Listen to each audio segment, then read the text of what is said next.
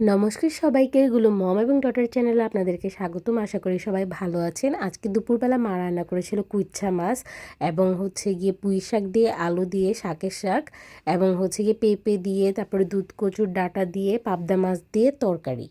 কুইচ্চাটাকে ভালোভাবে পরিষ্কার করে নিয়ে কেটে নিয়েছিল ছোট ছোট করে।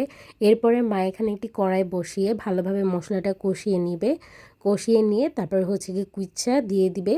দিয়ে তারপর গিয়ে এটাকে ভালোভাবে কষিয়ে নিলে এবং লাস্টে জিরা দিয়ে নামিয়ে ফেললেই আমাদের কুইচ্ছা মাছের বোনাটা রেডি। এই মাছটাকে আপনাদের এলাকায় কি বলে সেটা কমেন্ট করে জানাবেন এবং কে কে এই মাছটা খেতে পছন্দ করেন সেটাও জানাবেন। এই তো আমি দুপুরবেলা ভাত নিয়ে বসে গেলাম। বাইরে অনেক সুন্দর বৃষ্টি পড়ছিল এবং সাথে এরকম লাল লাল ঝাল ঝাল কুইচ্ছা মাছের ভোনা, প্লাস গিয়ে এরকম শাকের শাক। আর আমাদের গাছের লেবুটা এত সুন্দর গন্ধ, খেতে তো খুবই মজা লাগে। আমি এখানে মরিচটা ডলে ভালোভাবে ভাতটা মাখিয়ে নিচ্ছিলাম।